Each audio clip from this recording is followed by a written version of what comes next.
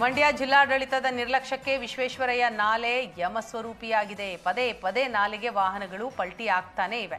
2018ರಿಂದ ಇಲ್ಲಿಯವರೆಗೂ 7 ವರ್ಷಗಳಲ್ಲಿ 10ಕ್ಕೂ ಹೆಚ್ಚು ಅಪಘಾತ ಆಗಿದೆ.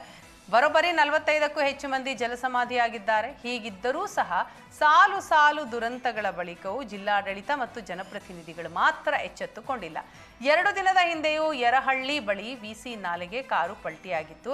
ಚಾಲಕ ಜಿಗಿದು ಪ್ರಾಣ ಉಳಿಸಿಕೊಂಡಿದ್ದ. ತಡೆಗೋಡೆ ಇಲ್ಲದಕ್ಕೆ ದುರಂತಗಳು ನಡೀತಾ ಇದ್ದು, ಆದಷ್ಟು ಬೇಗ ತಡೆಗೋಡೆ ನಿರ್ಮಿಸಿ ಅನಾಹುತ ತಪ್ಪಿಸಬೇಕು ಅಂತ ಸಾರ್ವಜನಿಕರು ಆಗ್ರಹಿಸಿದ್ದಾರೆ.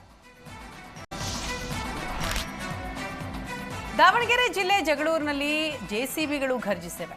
ಮಲ್ಪೆ ಮೊಳಕಾಲ್ಮೂರು ರಸ್ತೆ 69 ಅಡಿ ವಿಸ್ತರಣೆ ಕಾಮಗಾರಿಗಾಗಿ ಒತ್ತುವರಿ ಜಾಗ ತೆರವುಗೊಳಿಸಲಾಗಿದೆ.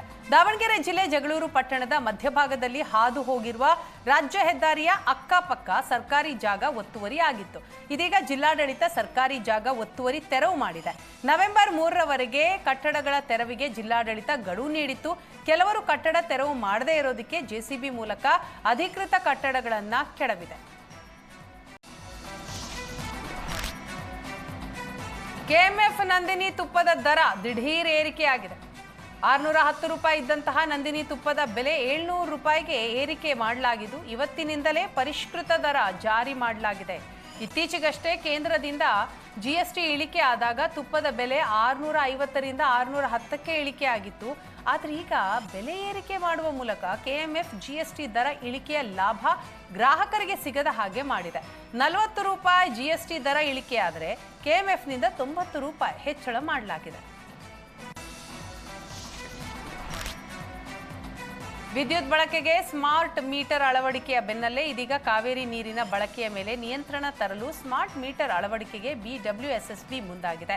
ಪ್ರತಿ ಮನೆಯಲ್ಲಿ ಕಡ್ಡಾಯವಾಗಿ ಸ್ಮಾರ್ಟ್ ಮೀಟರ್ ಅಳವಡಿಕೆಗೆ ಜಲಮಂಡಳಿ ನಿರ್ಧರಿಸಿದ್ದು, ಶೀಘ್ರದಲ್ಲೇ ಸ್ಮಾರ್ಟ್ ಮೀಟರ್ ಜಾರಿಯಾಗಲಿದೆ. ಆರಂಭಿಕವಾಗಿ 1 ಲಕ್ಷ ಅಪಾರ್ಟ್ಮೆಂಟ್ಗಳಿಗೆ ಅಳವಡಿಕೆ ಮಾಡಲಾಗುವುದು. ನಂತರ ಪ್ರತಿ ಮನೆಗಳಿಗೂ ಸ್ಮಾರ್ಟ್ ಮೀಟರ್ ಅಳವಡಿಕೆ ಕಾರ್ಯ ನಡೆಸಲಾಗುತ್ತೆ. ದಾಳಿಂಬೆ ಬೆಳೆ ಕೊಳ್ಳಲು ಬಂದವರು ತೂಕದಲ್ಲಿ ಮೋಸ ಮಾಡಿರೋದು ಚಿಕ್ಕಬಳ್ಳಾಪುರ ತಾಲೂಕಿನ ಭೋಗಪರ್ತಿ ಗ್ರಾಮದಲ್ಲಿ ನಡೆದಿದೆ. ದಾಳಿಂಬೆ ಕೊಳ್ಳುವಾಗ ಮುಂಬೈನ ಖತರ್ನಾಕ್ ಟೀಮ್ ಪ್ರತಿ ಕೆಜಿ ತೂಕದ ಸಂದರ್ಭದಲ್ಲಿ 3 ಕೆಜಿ ಕಡಿತ ಮಾಡಿದೆ. ಈ ರೀತಿ ಮೋಸ ಮಾಡ್ತಾ ಇದ್ದಾರೆ. ರಿಮೋಟ್ ಕಂಟ್ರೋಲ್ ಮೂಲಕ ಕೆಜಿ ತೂಕದಲ್ಲಿ ವ್ಯತ್ಯಾಸ ಮಾಡ್ತಿದ್ದಾಗ ಕೆಲವು ಕಡೆ ರೆಡ್ ಹ್ಯಾಂಡ್ ಆಗಿ ಸಿಕ್ಬಿದ್ದಿದ್ದಾರೆ. ಬಾಂಬೆ ಟೀಮ್ನ ಮೋಸವನ್ನ ರೈತರು ಬಯಲಿಗೆಳೆದಿದ್ದು, ಎಚ್ಚರಿಕೆಯಿಂದ ಇರಬೇಕು ಅಂತ ಇತರೆ ರೈತರಿಗೂ ಕೂಡ ಸೂಚಿಸಿದ್ದಾರೆ.